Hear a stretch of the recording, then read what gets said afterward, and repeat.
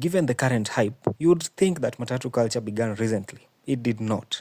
As a matter of fact, while your parents were struggling to choose which positions to conceive you in, Matatu culture was already doing its thing.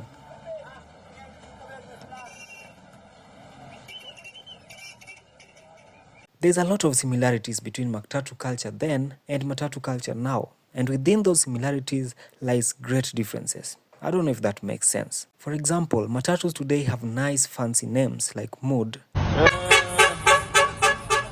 Opposite, Moxie. My name is Optimus Prime. In 1996, we had Foxy, Dodgers, Tagmaster, and many others. Some names are even shared. We have Detroit now. This was Detroit then. The old Detroit might look wanting, judging by today's standards. But what if I told you a lot has remained the same? Matatu culture right now is characterized by loud and heavy music. Just like it was loud and heavy back then.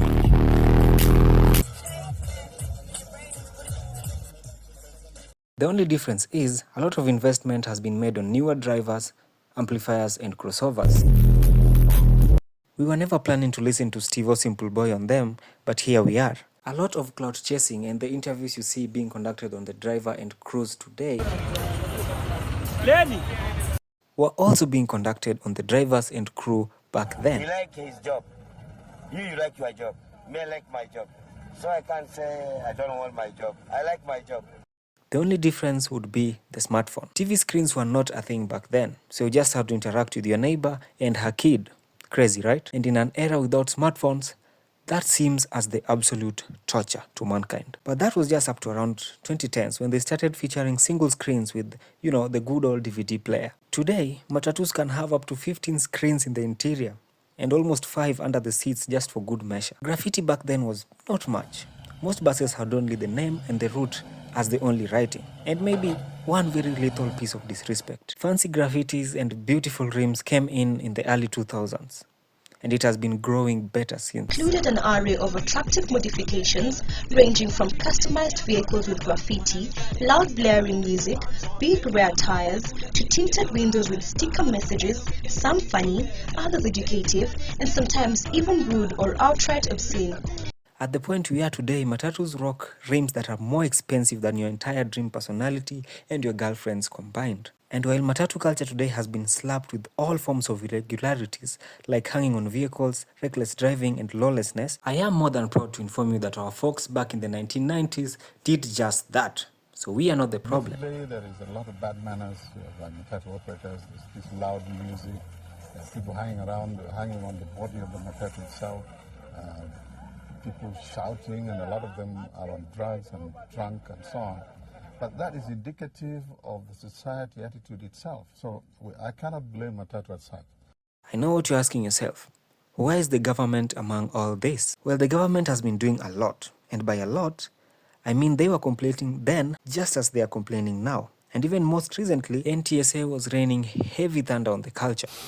Now, NTSA has ordered all public service vehicles with graffiti and tint on the windows of the vehicles to remove them immediately or risk vehicle impoundment. Oh yeah, classic case of plugging the exit hole with a stone instead of just treating the diarrhea. But that was set to backfire almost immediately. So for that reason, we have heard my Lord speak some sense to these people who are in these public offices and told them that they should forthwith release these motor vehicles that have been impounded. At this point, it is safe to say that Matatu culture has really changed, while at the same time staying constant enough to maintain the culture. The only major difference I see is that buses can now twerk. LEDs and lighthouses are now the new form of beauty. And the fact that while old folks maintain the car logo and aesthetics, folks today strip down the entire vehicle and build it back up. Gari imekuja na aftermarket lights. Hiyo grill imechangiwa, imewekwa ingine. Hiyo jina Isuzu hata wameitoa, in fact hakuna Isuzu tena. Wameka logo ya Mercedes hapo. Now this is Mercedes. And if you're not a car person, you might not even know what type of car you're looking at. And also there is Wi-Fi now, and most adult sites are free. So whatever you do with this information is up to you.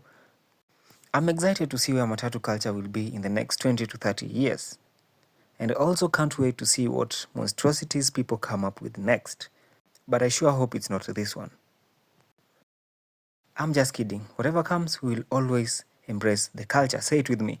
Always, you are not talking. Always embrace the culture. Again, always, oh, this is boring. See you on the next one.